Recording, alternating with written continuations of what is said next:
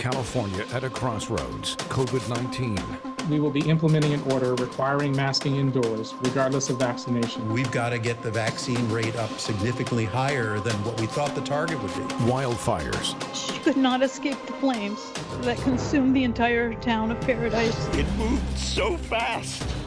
I saw it all. Homelessness. It's heartbreaking. We're an eyesore. We're not people anymore. Bay Area has the third largest homeless population in the United States. This is a public health emergency. And now a recall election. That is nothing more than a partisan power grab. Gavin Newsom has to answer to the people of California. Tonight, meet the three candidates willing to step forward on a stage together. The businessman, John Cox. It's a choice between the beauty and the beast. Former San Diego Mayor Kevin Faulconer. We can clean up California. Assemblyman Kevin Kiley. I've been fighting the governor for much of this year. For the next hour, they'll face a gauntlet of questions. Listen closely to what they say, and you decide if one of these candidates should replace Governor Newsom. This is Inside California Politics, the governor recall debate.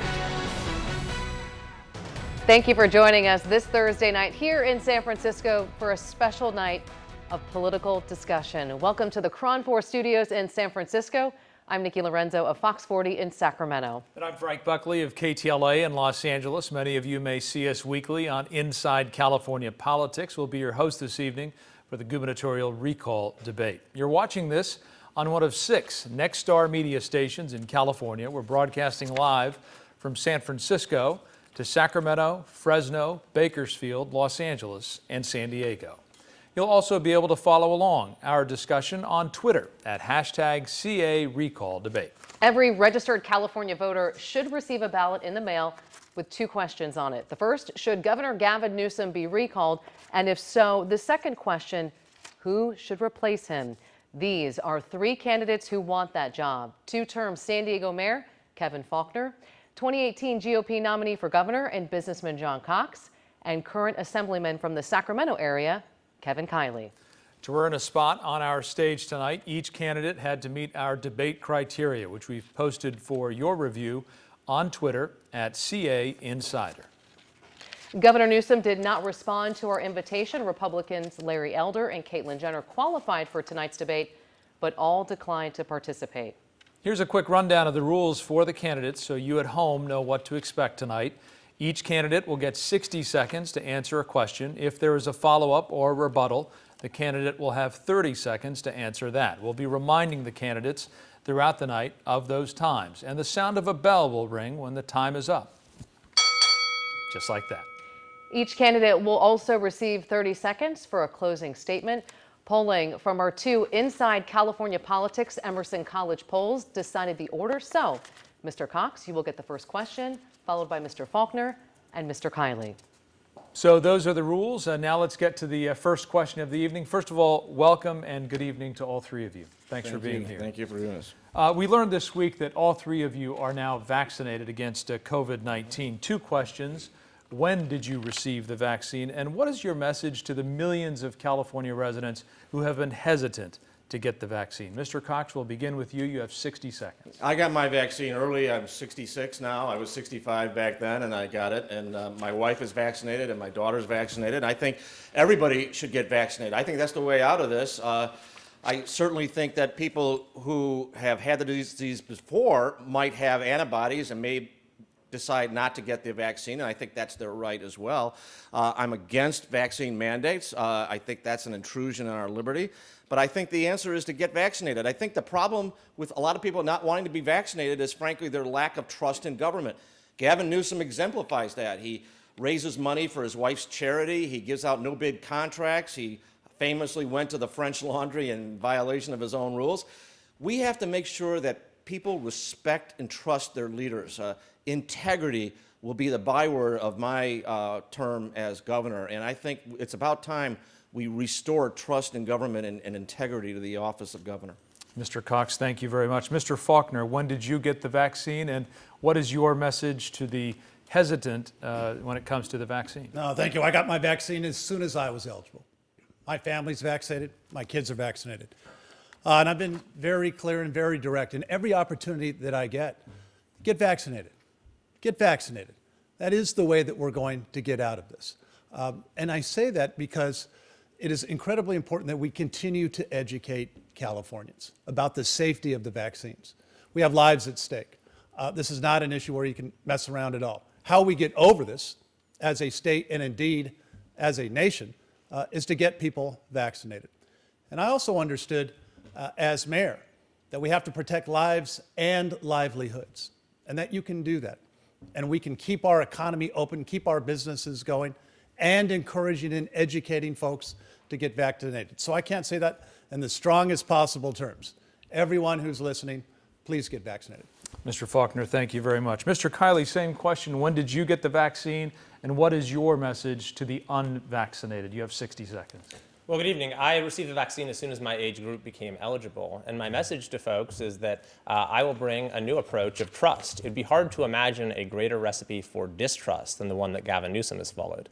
Last October, when he thought it was good politics, Gavin Newsom cast doubt on the vaccine. He said that we couldn't take the FDA's word for whether it was safe. And the chair of the United States Senate Health Committee had to write a letter to Newsom telling him to cut it out, that he was discouraging Americans from taking the vaccine and that he was costing lives. Then when it came time to actually roll out the vaccine, we had the slowest rollout in the nation. The governor did not prioritize seniors, and when they did become eligible, they'd spend all day on the phone and couldn't get an appointment. A member of the governor's own vaccine advisory committee said that his worst nightmares were coming true. And now we have these mandates. The governor says they're based on public health, but no other state has them. What they actually are is a campaign issue. We know that because a few days after he announced them, he rolled out a highly produced campaign ad with dire warnings that a new governor would roll them back. So I would have gotten the vaccine to the majority wants it as quickly as possible, respecting the minority rights of those who do not. Mr. Kiley, thank you. Nikki? Frank, thank you. We're going to stay with mandates. Each of you on the stage tonight are against Governor Newsom's vaccine mandates, but let's peel back the layers here and examine this issue in practical terms. Mr. Faulconer, you are up first with this question. You've said vaccination should be up to individuals, but parents don't have a choice about the measles, mumps, or rubella vaccine when sending their children back to school. Right. Why is a COVID vaccine mandate for eligible children different? You have 60 seconds. Yeah, I've clearly said I want everybody to get vaccinated. But what I think the biggest difference is, because what I've advocated in Gavin Newsom, it's not a one-size-fits-all policy. I clearly want, and I've been outspoken about this for a very long time, every part of California, every county is different. Let our local health officials make that determination based upon the facts of the ground. And what we have seen from this governor is a one-size-fits-all policy. Again, that's not going to work. That's going to cause vaccine hesitancy. We want to be able to have folks do it. We want to educate. We're not going to mandate our way out of COVID-19. And I think, again, that's the best way that we can do it. We want our schools open. And the fact that this governor shut down our public schools, the last state in the nation, I've been very outspoken about that. This past semester, our schools should have been open. Our kids should have been in the classroom. Private schools were open, but public schools were not because they reported to this governor. We want our kids in the classroom. We want our teachers safely teaching. That's how we're going to get over this. A follow-up here, but what is the difference between the MMR vaccine that is mandated by the state for kids to go to school and a COVID vaccine for eligible students? You have 30 seconds. Well, obviously, we haven't had that for that age group for kids yet. And so in the meantime, what I want to continue to do is making sure, again, everybody who is eligible to get vaccinated, that's how we're going to do it, to let our parents and our teachers be involved in making those decisions and not a one-size-fits-all policy from Gavin Newsom. That's not going to work. Mr. Faulconer, thank you. Mr. Kiley, as a former educator, same question. Why not support a COVID vaccine mandate for schools similar to the MMR requirement that is already in place? You have 60 seconds. Well, I'll note a couple things. First of all, if these mandates are such a great idea, then why is no other state doing them? California has had the highest level of government control and coercion of any state throughout the COVID era when it comes to all facets of the pandemic response, yet we've also had among the worst public health outcomes in the country when you measure excess mortality. Now, with respect to other vaccines, the fact is that prior to just a few years ago, in California, we did allow people to have exemptions on the basis of religious belief, on the basis of personal belief. In fact, I believe we're only one of 3 states in the country that doesn't have a religious exemption. The fact is that the majority of people in California want the vaccine, and I, as governor, would have gotten to them as quickly as possible rather than having the slowest rollout of any state in the country. There also is a small minority of people who are against certain type of medical interventions. That's not just vaccines, but blood transfusions or organ transplants. Some people oppose all kinds of medical treatments. It's vitally important to protect their rights because that's who we are as a country. We protect minority rights, but also it sends a signal to the larger group of people who aren't against vaccines in principle, but may have their doubts about this one. Your time's up. Follow up, same as Mr. Faulconer. What is the difference between the MMR vaccine that's already required for students and a COVID-19 vaccine for eligible children? You have 30 seconds. Well, as I said, just a few years ago, we changed the laws when it came to those kind of vaccines as well. We used to allow for these sort of objections that people are raising based upon personal belief, based upon religion, based on other personal circumstances, but the state legislature made California a national outlier in taking those away. Mr. Kiley, thank you. Mr. Cox, same question. Why not mandate a COVID-19 vaccine for schools when students are already required to have MMR vaccinations? You have 60 seconds. I would hasten to point out that this vaccine has not yet been approved by the FDA. It's an emergency use authorization only. And again, I think it gets back to the trust issue as well. The MMR vaccine has been around for a long time. People trust that that is going to work, and it's not going to cause any issues. I think this is a little bit different than that. We've been through flu epidemics before, and we've never mandated the flu vaccine for people. Obviously, the COVID is probably, I know it's more hurtful than the flu. I've had it, so I know, but it is still a coronavirus like the flu, like the common cold. And the other part of it is that we're not going to get rid of this disease as well. It has animal reservoirs, and so we're going to have to learn to live with it. I think, again, parental choice is a real important thing here, and I hope we get a chance to talk about parental choice for all parents because they found out that they didn't really have much choice in their schools in this pandemic. Follow up to you, if the FDA were to approve the COVID-19 vaccine, would you support a mandate like the MMR vaccine here in California? You have 30 seconds. I think if the FDA approved it, I think a lot more people would feel more comfortable getting it. I think you still have the problem, as Assemblyman Kiley has pointed out, that there's some people that have immune resistance issues and other issues associated with taking a vaccine like this, and their views should be respected. We're not a country that does mandates and forces ourselves forces vaccines on people. We've only done that once with the smallpox vaccine, which was 100 times more lethal than COVID and didn't have animal reservoirs. Mr. Cox, thank you. Frank. Let's move on to mask mandates. Governor Newsom is requiring that all students and teachers wear masks indoors in all schools. Once again, all of you on this stage have made it clear you are opposed to mask mandates. Our question tonight, would you allow local school districts to make that choice, to mask or not to mask? Mr. Kiley, we'll start with you. You have 60 seconds. Well, in my view, it's time to terminate the state of emergency.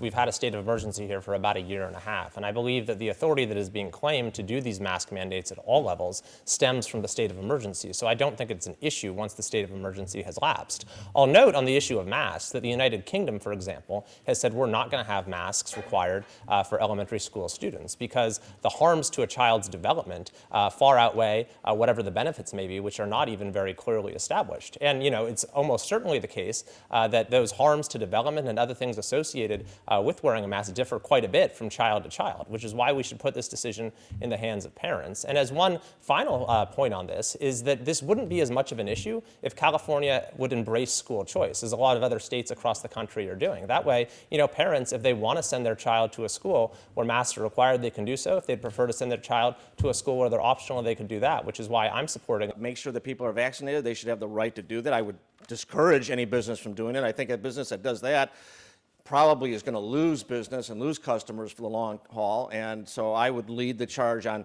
advising them not to do that and stay open to everybody that they can have come into their business. The businesses that were shut down in this pandemic were just brutalized, forced out of business by the governor. Mr. Cox, thank you. Mr. Faulconer, same question to you. Should businesses, individual businesses, be allowed to ask for proof of vaccination or require masks? You have 30 seconds. Private businesses should have that opportunity to do what they believe is best. And again, when we start getting into, Gavin Newsom in Sacramento saying, here's what we're going to do for every single private business in all throughout our state, That's where we saw the problems and the shutdown and the lockdowns, again, not based on science. And we have to save lives. And we also have to save livelihoods. And the shutdowns in all of the small businesses, all of the restaurants, and so many folks that lost their job, businesses that can't come back because of Gavin Newsom's shutdown, that's why this is so incredibly important. Mr. Faulconer, thank you. Mr. Kiley, same follow-up question to you. Should businesses be allowed to ask for proof of vaccination or require a mask? You have 30 seconds. Well, it's not clear to me that a governor would have the ability to tell them that they can't do that in terms of how they operate their establishment. But what a governor certainly could do is roll back the steps that California is taking towards a government-mandated vaccine verification system. Just today, the governor came out and announced that we're going to start become the only state in the country, in fact, he emphasized that, the only state in the country that is requiring this at public events. California has been a national outlier throughout the COVID era, and the results have not been good. And by the way, it's not just folks like me who are against this idea of a verification system. The ACLU has raised concerns. Mr. Kiley, thank you. Frank? All right. A recent Inside California Politics poll confirmed what most of us know already, that homelessness is one of the biggest issues that, facing us here in California. In response to this crisis, Governor Newsom recently signed a bill authorizing $12 billion for housing and support for the homeless. It's the largest allocation of state funding to the homeless issue in California history. That's one of the things that Governor Newsom has done to address the issue. Now we want to know about your plans to solve the homeless crisis. Mr. Faulconer, you call your plan a streets to shelter approach. How would you deal with members of the homeless community who refuse to move to a shelter? You have 60 seconds. I took aggressive and compassionate action as mayor of San Diego. Proud to be the only big city in California where we actually reduced homelessness by double digits.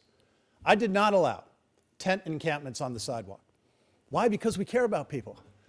We care about folks enough not to let you die on a sidewalk. And if you allow tent encampments, that's what's going to happen in an unsafe, unclean, unsanitary environment. And you're right, I took a dramatically different approach. I created a shelter network. And I said very clearly that what I strongly believe is that every human being has a right to shelter. And when we provide that shelter, you have an obligation to use it. And I enforced that obligation in San Diego. I'm going to take that exact same approach as governor. We made a tremendous difference on our streets, our sidewalks, our freeway overpasses. I mean, it's the right thing to do, to help people. You can throw all the money at the world at this problem, but if you don't have the political will to make a difference on the street, it's not going to change. Every Californian deserves to live in a clean and safe neighborhood. When I'm governor, they will. I have a follow-up for you so that we can continue this conversation, and that is that and this I will ask of all of you in follow-up. We all know that a major contributor to the homeless crisis in our state is the high cost of living here in California, the affordability of homes. What would you do to make California more affordable? You have 30 seconds. Well, you hit the nail on the head. Our state is too expensive, and people are voting with their feet. They're leaving California because families can't afford to stay here. And we have a governor who doesn't seem to think that that's a problem. I do. That's why I put forward the largest middle-class tax cut in California history. We need to let hardworking Californians keep more of their money in their own pockets. And not what we see from Gavin Newsom in the legislature, which is the solution for every problem to them is to raise taxes, and they want you to send more money to Sacramento. That's the exact wrong approach. Thank you, Mr. Faulconer. Mr. Kiley, you're in favor of creating more shelters and treatment programs. How would you address those people who are not interested in a treatment program or interested in going to a shelter? You have 60 seconds.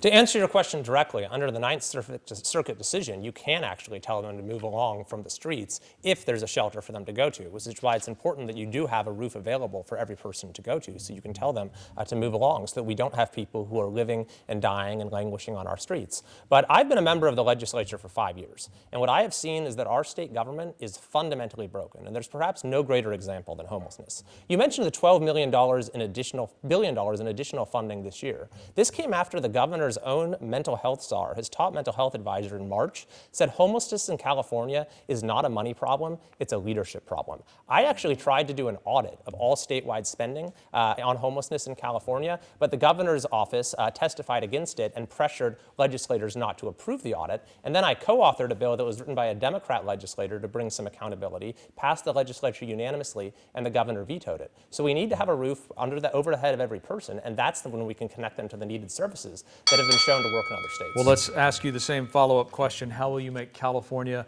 more affordable? You have 30 seconds.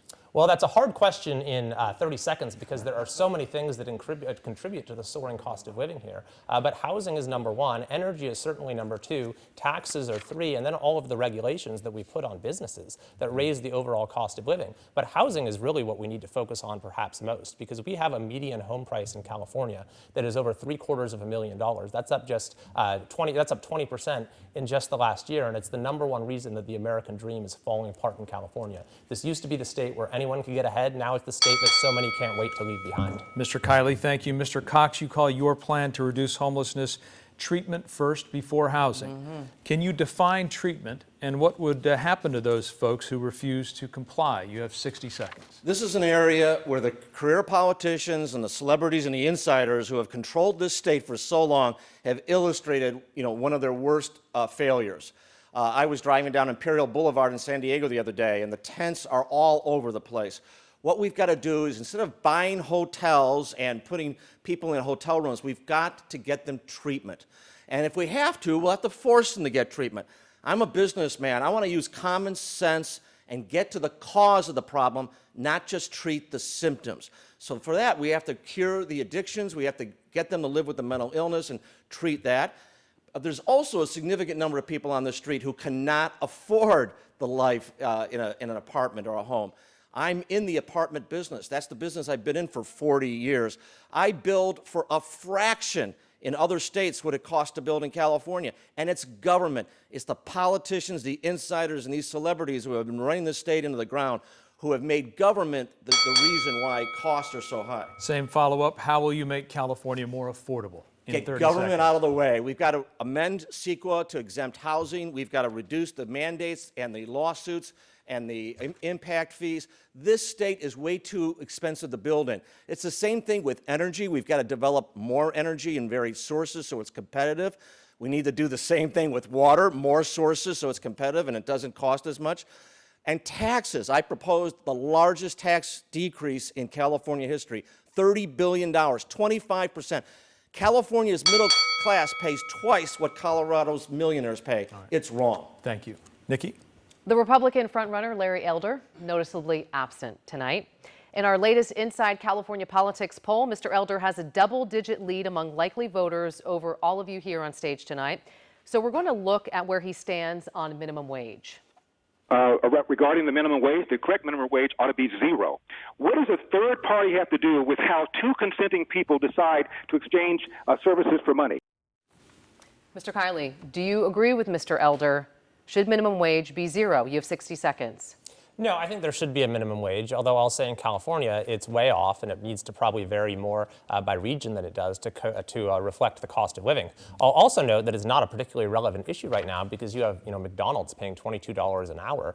Folks just are not coming back to the workforce because of the way our unemployment system has been mismanaged. But when you look at the question of the minimum wage, it's one of those things where from a sheerly economic perspective, then you could probably make the argument that it should be zero, and there are social costs associated with the sort of market distortion from imposing a price floor. But, I'm someone who doesn't always say you need to go exactly where the economic analysis leads. Occasionally, public policy can be an instrument for upholding values that are important to society. And I think that sort of the value that we will not allow someone to work on subsistence wages, the value of the dignity of human labor is one of them. And so I support some level of a bare, price of a floor for the price of human labor in order to uphold that very important social value. Mr. Kiley, thank you. Mr. Cox, same question. Do you agree with Mr. Elder? You have 60 seconds. I'm going to take issue with your premise, by the way. I've looked at the polls. Undecided is running away with this race. Mr. Elder isn't, okay? The point is, this is one of those extraneous issues. I agree with what the young assemblyman said here. I mean, yeah, if we want to get into an academic debate, but, the shortage of labor right now is such that people don't have to worry about the minimum wage. Mr. Newsom is using this in his advertising. He's ignoring the fact that he can't produce electricity, he can't produce water, he can't protect people from wildfires that are threatening their existence. The crime rate is rising. Our tax burden is ridiculous. Our business climate is one of the worst in the country. And homelessness is littering our streets, and we have housing that people can't afford. My God, let's talk about issues that really mean something to the people that are trying to struggle to survive in this economy in California.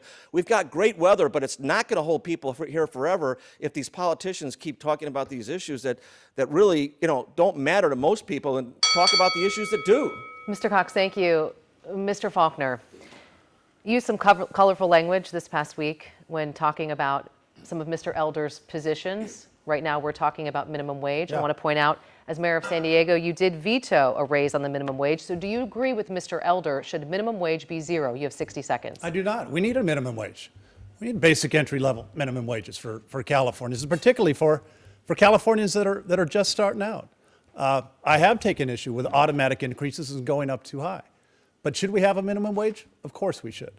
Should we have economic opportunity? Yes. If you raise it too high, too fast, what happens, of course, is you take away that opportunity for so many Californians to move up, and you have folks that actually get laid off, and we've seen that in some of our small businesses. So I think you have to have that balance.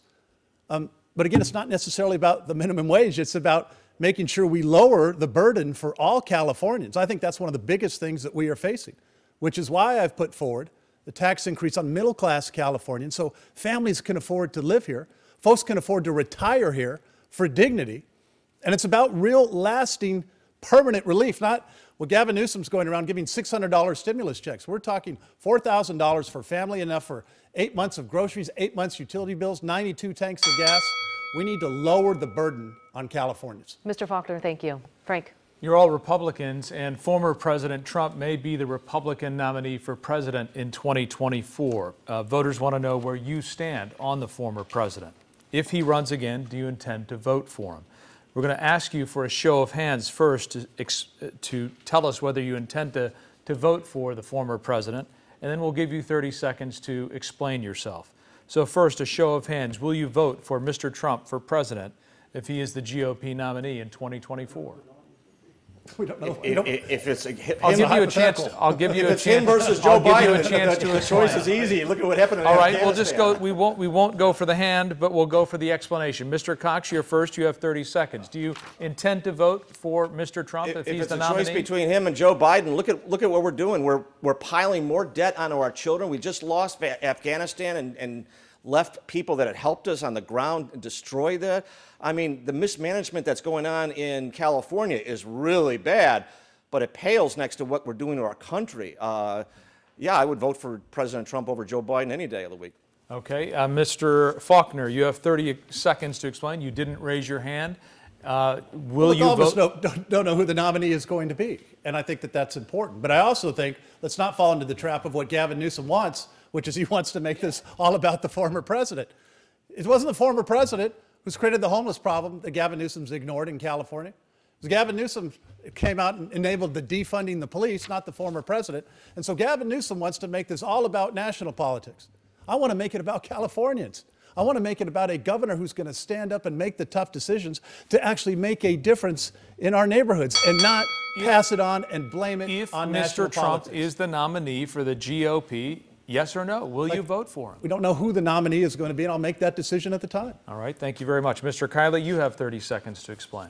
Well, my position has been very consistent since I was elected to the state legislature in 2016, which is that I stay out of national politics. We have more than enough problems here in California. I focus on my job. And I don't look at someone who voted for the former president or someone who voted for the current president and say, I can only work with one or the other. I say I want to work with both of you. And by the way, that's what this recall movement is all about. I have people who have donated to my campaign who say the only politician they've ever donated to other than me is Bernie Sanders. And I think that we have an opportunity right now to bring our state together around the sort of fundamental reforms that will get us back on the right track. Yes or no? I stay out of national politics. All right, thank you very much. Nikki? Gentlemen, there is a campaign advertisement paid for by Mr. Cox that was released earlier this year that in a way attacks both of you. So here is part of that advertisement. San Diego Mayor Kevin Faulconer got the city to overpay for a high-rise riddled with asbestos. The deal enriched a big campaign donor. Mr. Faulconer, is Mr. Cox correct? Did you overpay for a high rise that benefited a campaign donor? You have 60 seconds. Well, look, your opponent, no, he's not, and opponents are going to attack you. Look, that's part of what happens in politics. And not every project is going to go well when you're mayor or when you're governor. And it's about taking steps to actually help. And in this case, making sure that we stopped the payment on the building that we found was asbestos, making sure we had an independent review. It's about fixing problems. That's what leadership is all about. And that's in marked contrast to what we've seen from Gavin Newsom, particularly when our Employment Development Department has $30 billion worth of fraud. And as we are standing here tonight, there's still 1 million Californians who can't get their unemployment checks. And so that's not fixing a problem. That's not stepping up and to make a fix. I'm going to ensure that fixing our unemployment department is our #1 technology improvement when I'm governor. We can do it. We're going to do it. Californians are depending on us to do it. Follow-up, is the campaign ad true or false? 30 seconds. It's false. Mr. Cox? Well, I'm sorry, I have to take issue with that. Let me ask you the question. In response, here's Yeah. the response to that, and then we'll follow up. The Faulconer campaign put out a statement calling out your campaign for burning cash and losing landslide elections. Is that a fair assessment of your campaign? You have 60 seconds. Listen, I got into politics as a businessman because I saw corruption, and I saw corruption on both sides. And I made a vow to myself that I was going to get involved to get integrity and good management practices back into our political leadership. I look at our political leadership exemplified by Gavin Newsom, and I can't believe the corruption and the mismanagement that's gone on. So I pledge to every California voter, Republican, Democrat, Independent, or whatever, that I'm going to call out corruption wherever I see it. The facts are that this building was purchased with a campaign donor that had a major interest in it, and it was discovered that it's full of asbestos and it's going to cost the city $115 million to correct. It was a horrible deal. It shouldn't have been done. I think the mayor acknowledges it shouldn't have been done, but you know, that's what we have here, ladies and gentlemen. We can get decent management. We can get somebody who's had 40 years in business, a successful business delivering results, or we can stick with the politicians who, Mr. Cox, frankly, do bad deals. Mr. Cox, thank you. Mr. Kiley, that campaign ad, in a way, takes a swipe at elected officials like yourself, suggesting that what California needs right now is not another politician, but a business leader. Do you agree with that? You have 60 seconds. Well, I think we certainly do need a lot more business leaders in California government running our state agencies. But one of the problems is that you get the top talent from the business world who come in and be put in charge of the EDD or any of the other number of dysfunctional agencies we have. And what they'll discover is they can't run it the same way they run a business. There are political barriers, whether it's arcane civil service rules or the collective bargaining that's layered on top of that, that get in the way of actually using the agency to have a customer service mentality. And so I've been in the legislature for 5 years. I know exactly how broken our state government is. And I think I know on day one how we can go about fixing it. And one of the central things that we have to do is just end this era of corruption in California. What has broken our state government is that we have a state capital that is entirely controlled by lobbyists and special interests. I see it every day, and we all got a glimpse of it at that infamous dinner that Gavin Newsom had with lobbyists last year. So I'm the only legislator in California, I think the only elected official at the state level, who refuses all funding from lobbyists and special interests. I'm 100% citizen-backed. And that is the kind of cultural change in our capital that we need if we're going to turn California around. Mr. Kiley, thank you. Frank. Caitlyn Jenner tied for second in our latest Inside California Politics poll, but declined to appear this evening. Jenner has made... I'm sorry? No, go ahead. Go ahead. Jenner has made immigration one of the centerpieces of her campaign. Here's what she told us on Inside California Politics. As governor, I would finish the wall on state land where you can finish the wall. I think we need controlled immigration in this state. Mr. Cox, if elected governor, would you use state monies on a border wall? You have 60 seconds. Well, I certainly believe that a border wall is needed. I would certainly want to have the federal government be taking the leading oar on that, and hopefully they would. Again, this is an issue where the politicians and insiders have demagogued it for years. They don't want to solve the problem.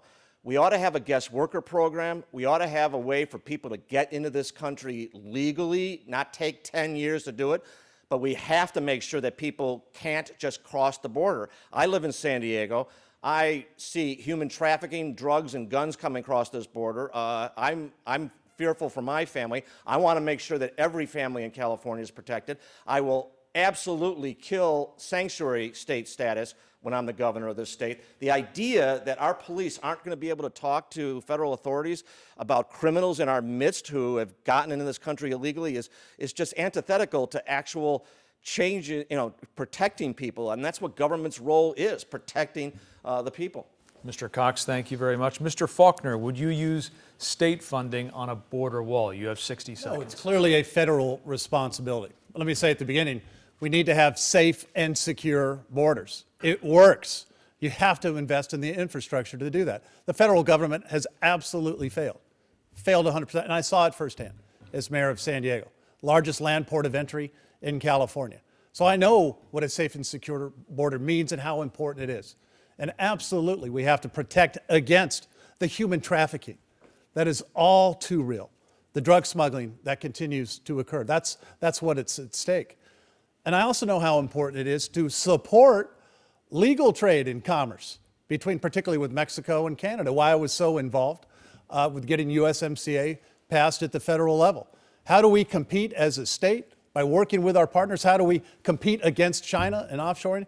That strong North American competitiveness. So I saw it firsthand as mayor. I understand the benefits of that. And as governor, I will understand how we work with our partners in Mexico and Canada to create good quality jobs. Mr. Faulconer, thank you. Same question, Mr. Kiley. Would you use state funding on a border wall? You have 60 seconds. I'd certainly do whatever I could within the constraints of state power to assist with the border situation and secure the border, because it's become untenable. Now, I will say I was one of the leading critics, and I fought against efforts in the legislature over the last few years to undermine the wall using state policy, because for, among other reasons, it was lawless. And the solution to lawless bad policy is not to replace it with lawless good policy. It's to respect the rule of law. And it's the rule of law itself that has sort of been the biggest casualty of the sort of change in policy that we've had at the border for the many, sort of things that were just cited in terms of human trafficking, in terms of drug use, not to mention COVID-19. And to give you one very clear example of how our state has aided and abetted some of these problems,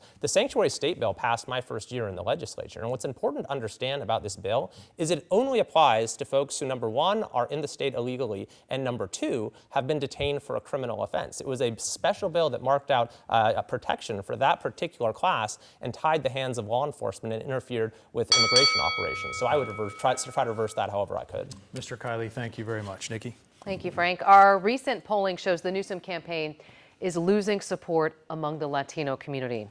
They are the largest ethnic group in California at 39%, and some believe Latinos could decide whether or not Governor Newsom is recalled.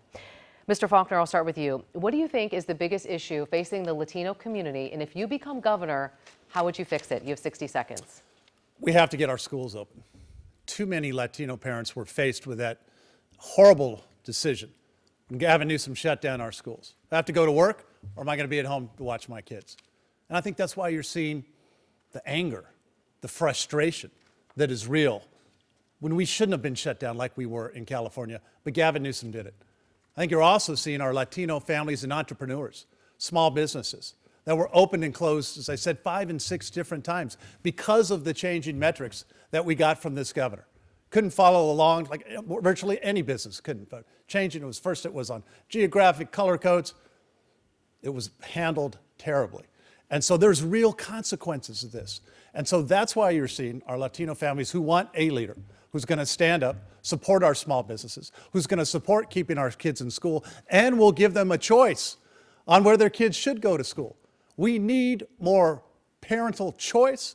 We need to support and expand charter schools in California. When we do that, you're going to lift up all kids from all backgrounds. A follow-up on that, just more specifically, in your first term, if you become governor, what specifically would you do to reach out to the 39% of the population? So we're going to give you a choice in schools. You're going to have a governor that's going to understand how important it is to actually provide and promote and give you opportunities to be entrepreneur. You're going to have a governor that's going to lower the tax burden on you because our middle-class families and our Latino families are paying too much in taxes to Sacramento. It's very simple economics. And again, that's why so many families are leaving California, because of how expensive it is. And so if we don't change that dynamic, we're going to continue to see that burden, not just on Latino families, but families all across California. Mayor Faulconer, thank you. Mr. Kiley, same question to you. What do you think is the biggest issue facing the Latino community, and what would you do to fix it? You have 60 seconds. I began my career as a high school teacher in South LA, and 70% of my students were Latino. And the lack of educational opportunity is absolutely, I think, the most important issue. You know, the mayor is correct that a lot of it's folks in underserved communities that just fell off the map, never even signed in for Zoom school. And I can tell you, though, that the problems pre-existed that. The average reading level of my 10th graders when they came into my classroom was 5th grade. Even prior to COVID, California ranked 49th out of the 50 states in terms of education outcomes in low-income communities. So I came to the legislature to try to fight for educational equity and opportunity, yet every attempt I've made has been snuffed out by the biggest spending special interest at our capital, the teachers' unions, and they give more money to Gavin Newsom than anyone else. So he came into office. Jerry Brown had a more balanced approach, but once Gavin Newsom was there, it was open season. The war on charter schools picked up. He signed legislation that was condemned by civil rights groups like chapters of the NAACP and the Urban League, and it's for that same reason that he shut down our schools longer than any in the country, because it's what his biggest special interest benefactor wanted. So let's say you do become governor. You mentioned trying to get work done in the legislature. You mentioned special interests. How would a Republican governor work with the balance that you would have to with supermajorities in the Democratic Party to get what you're talking about done? You have 30 seconds. Well, I'd first say the era of corruption is over. The people of California have spoken, and I'd seek to spread my model of only having citizen-backed legislators, not legislators who are controlled and funded almost entirely by special interest groups. But for my 5 years in the legislature, I've seen that the one thing legislators respond to is political pressure, the fear of losing their job. And if they see the governor has just lost his job, then there'll be a unique opportunity to bring about fundamental change on issues like education reform and school choice. Mr. Kiley, thank you. Mr. Cox, same question to you. What would you do to reach out to the Latino community and fix the problems that they face? You have 60 seconds. Mi madre habla español para una nativa. My mother spoke Spanish like a native, and she taught poor children in Chile. My mom was a school teacher, raised as a single mom in the streets of Chicago. And I started at the bottom, and I got a good education. And then I got the opportunity to start my own business. That's what the Latino families need in California, and every family needs that in California. But the politicians, the celebrities, the insiders have denied them that. They take them for granted. They give them little checks here and there, and then they give them a substandard school system. And then they throw roadblocks in their way. You can't start a business in this state if you're an entrepreneurial bent. You have to go through miles and miles of documents and hire lawyers and accountants. Most people can't do that. You know, you have to have a license in order to shampoo hair in California. This is nonsense. We've got to make it easier for people to get a great education. School choice is absolutely what I'm going to argue for. And we need to make sure that people can start their own businesses and become a success and get the American dream like I've had. So just to follow up here, you say education and regulation, 30 seconds. Absolutely. Education is absolutely key. You have to have a good education. But we also have to cut the regulations that restrict people from opening their own businesses. The volume of lawsuits and regulations and bureaucratic mess. When I'm the governor of this state, we're going to slash regulation. We're going to make it easier for people to start businesses, because small business is the engine. It's the way that people can start at the bottom like I did and rise and get that piece of the American dream. And I want every Latino family and every family in California to have the same opportunity that I did. Thank you. Frank? Right now, the largest single fire in state history, the Dixie Fire, is burning in Northern California. Much of the state is in extreme drought. Climate scientists believe that human-caused warming is at least partly to blame. Mr. Kiley, do you believe in human-caused climate change? And what would you do to reduce the number and severity of the fires that we face here in California? You have 60 seconds. Well, I first want to send my thoughts and prayers to all the first responders who are fighting these catastrophic wildfires. And of course, climate change is a factor, but the expert consensus would say that it is by no means the primary cause. For example of that, you can look to the Creek Fire last year, which ravaged huge parts of Fresno and Madera counties, but it spared a forest around Shaver Lake, which emerged unscathed. It wasn't because climate change was somehow less of an issue in that forest. It was because that forest had been properly managed. They had strategically removed the oldest deciduous trees. They'd cleared out underbrush with methods like prescribed burns. And so if other forests in California were managed the same way, we wouldn't be having these catastrophic events with the regularity that we do. As it is, we have 15 to 20 million acres of overgrown forests in California. And the fact of the matter is that there are only two ways that wood comes out of the forest. Either it's harvested or it burns. And for some reason, we stopped harvesting it. You know, our timber, the amount of wood we're taking out of the forest is about 1/4 of what it used to be. And that's why they've become tinder boxes, is because we've thrown all these regulations to actually removing timber. I'd start to roll those back. Let me ask you a follow-up related to climate change and emissions. As you know, Governor Newsom issued an executive order to reduce emissions in our state by mandating that all cars and trucks sold in California have zero emissions by 2035. Do you agree with that executive order? And what would you do to reduce emissions in California? We're going to give you a full 60 seconds. Thank you. I do not agree with it for one reason, because the legal authority to issue it is quite questionable. The legislature had actually considered a similar measure and it didn't pass it, so the governor just went ahead and did it unilaterally. But the reality is that when you have these catastrophic wildfires, it totally wipes out any gains you had from California's emission reduction policies. For example, all of the emissions that we saved through policy interventions in 2017, there were 9 times more emissions from the fires that followed in 2018. So the best thing we can possibly do for the air, for climate change, for the environment, is to take the steps that are necessary to stop these catastrophic wildfires. I will say at the same time that the future of clean energy, the future is clean energy, and it's a very exciting one. But California is ushering us into that future in the most ham-handed of ways. We're throwing down all these regulations that have made energy cost more here than anywhere, and when it comes to renewables, we're picking winners and losers. For example, hydro and nuclear don't count for some reason, even though they're emissions-free. What we should be doing also is investing in new technologies, encouraging entrepreneurship and innovation. Mr. Kiley, thank you. Mr. Cox, we'll ask you both questions. First, do you believe in human-caused climate change? And what would you do to reduce the number and severity of the fires we face? You have 60 seconds for that. This is, again, one of the areas where the politicians and the insiders and the celebrities that have run the state into the ground have had tragic consequences. I'm not interested in just throwing out thoughts and prayers to the people who are suffering the fires, as well as the firefighters who are doing this. I want real help for a change. We have to manage the forests better. There's no question about that. I agree with Assemblyman Kiley. We also have to revive the timber industry. He's absolutely right. Not only the overgrown forests are bad for people and for the fires, they're also bad for animals. So let's make sure that we do that. But the other thing is we have to be able to respond to these fires when they happen. We've been letting them turn into infernos where they create their own wind and they have destructive consequences.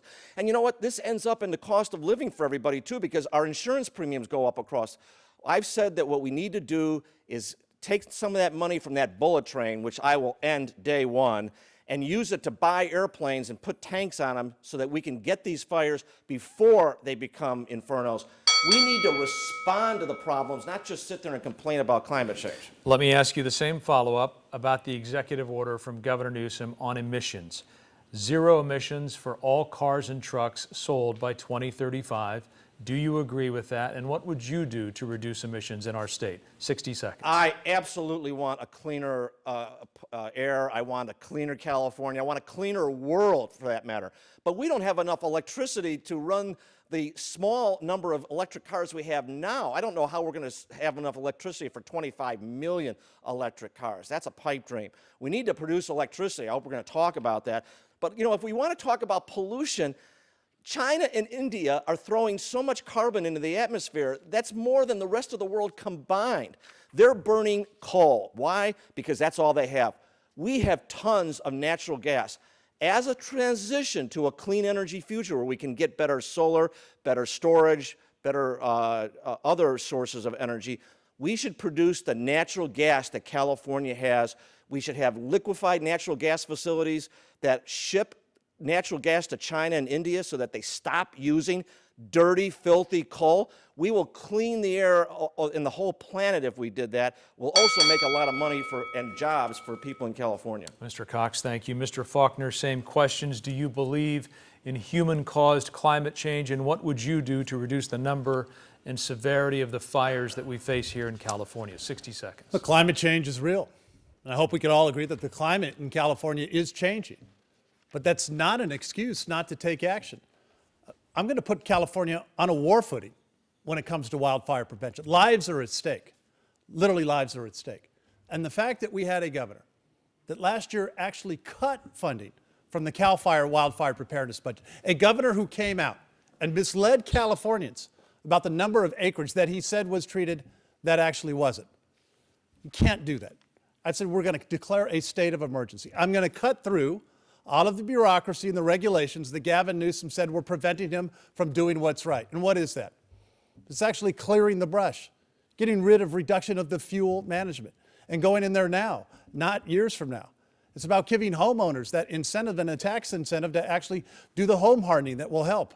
It's about taking action. You can't just look at what's happening in California and say, oh, I'm going to blame it on climate change, but you didn't do the things that you should have done. Before we move to the follow-up that I asked your rivals here, you said climate change is real. Are you saying it's human-caused?